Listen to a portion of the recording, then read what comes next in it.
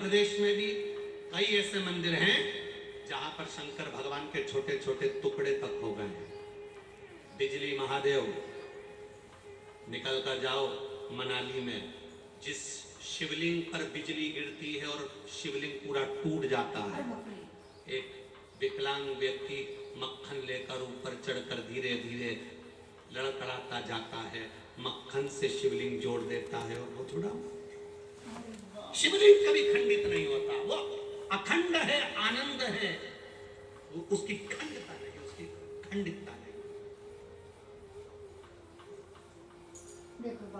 गुरु जी, बंद करना कम से कम। हमारे घर में जो लड्डू गोपाल है ना छोटे से, गुरु जी, वो लड्डू गोपाल बहुत छोटे से हैं। हमारी बहू वृंदावन जा रही है, हमने उससे बड़े लड्डू गोपाल बनवा लिए।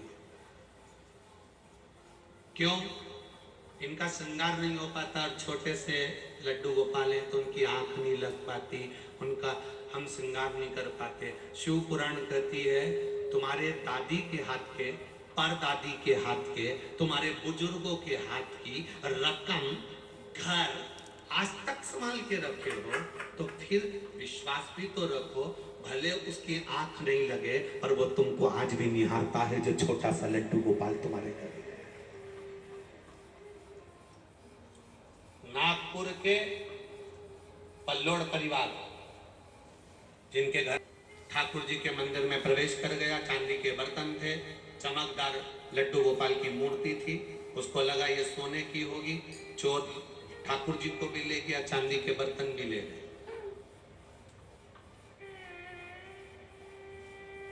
पल्लोड़ परिवार सो रहा है नागपुर, जिनकी कपड़े की दुकान है, सो रहा है, चोरी हो गई, भगवान भी चले गए।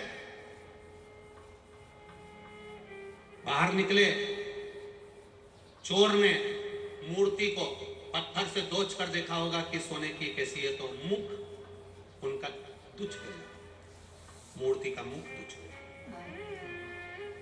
उसने मूर्ति वहीं पटक दी, चांदी की रकम सामान लेकर, बर्तन लेकर चला गया। इनको आवाज आई, बाहर निकले तो भगवान खड़े थे, भगवान को लिया। खबर आई, गुरुजी भगवान की मूर्ति पूरी अच्छी है पर जो नाक थी वो दुचा गई तो पूरी चपटी हो गई और पूरा चेहरा चपटा हो गया। अब यहाँ किसी से पूछे तो कोई कहता है कि मूर्ति बदल दो, कोई कहता है कुछ कहता है, कोई कुछ कहता है, कोई कुछ कहता है।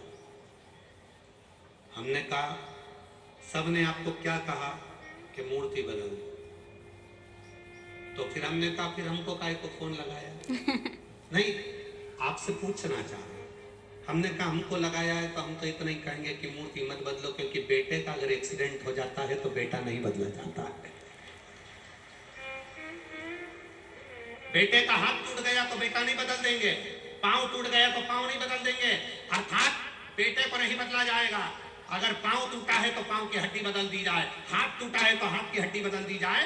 अगर फेस पर पत्थर मारा है, नाक की जरूरत नहीं है, बाजार में आंखें मिलती है वो लगा दीजिए, कंकु से थोड़ा सा भगवान का होठ बना दीजिए, थोड़ी नासिका मेरे गिरिराज बाबा का तो रोज श्रृंगार होता है, ऐसा श्रृंगार अपने ठाकुर का करना प्रारंभ करो। मेरा घर का बेटा नहीं बदलाता, केवल उसके शरीर का अंग जरूर बदल सकते हैं।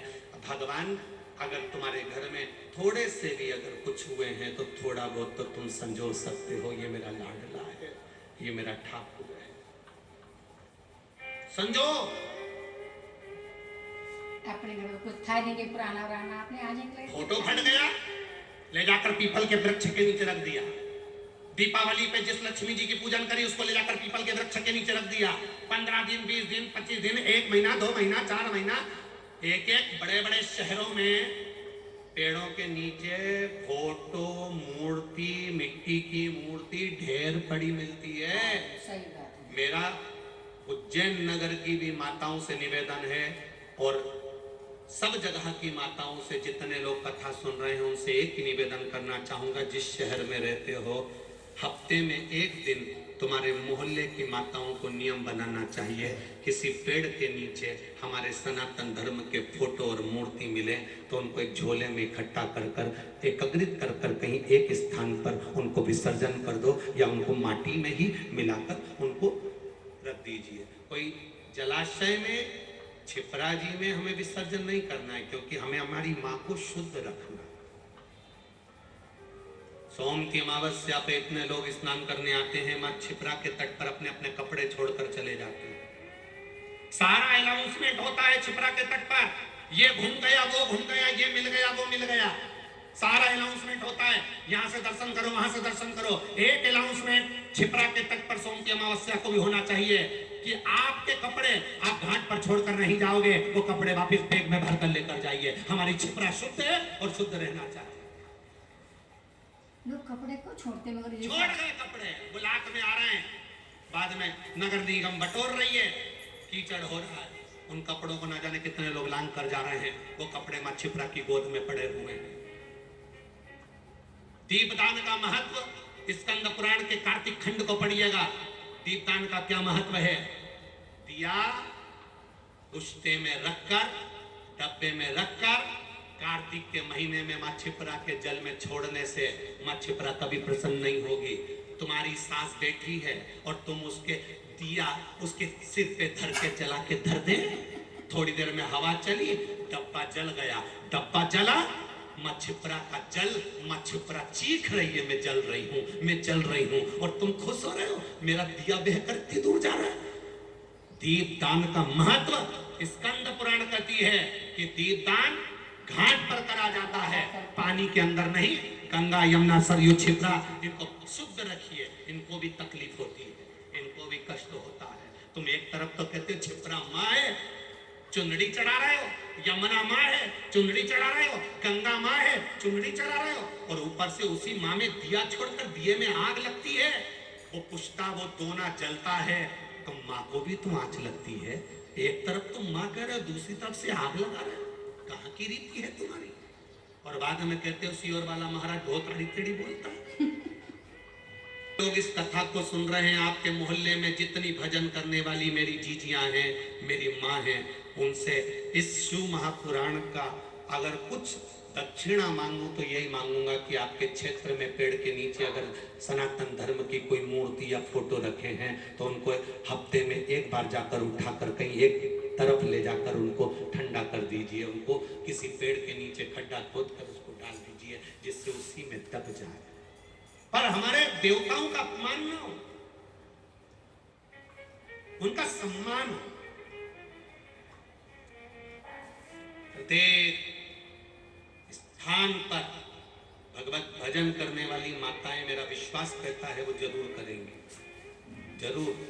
कहीं मेरा विश्वास झूठा नहीं जा सकता, मेरा विश्वास पक्का कहता है कि वो यहाँ से सीख कर जाएंगी। अगर पेड़ के नीचे कोई मूर्ति या फोटो किसी ने रख दिया है, मिट्टी की मूर्ति है, लक्ष्मी जी पूछ कर रख देते हैं, देवी गणगौर पूजी पटक के आ गए, रख कर आ गए, इनको नहीं, इनको उठाकर हमें एक ओर ले जाकर रखा, हंसी ना उड़े।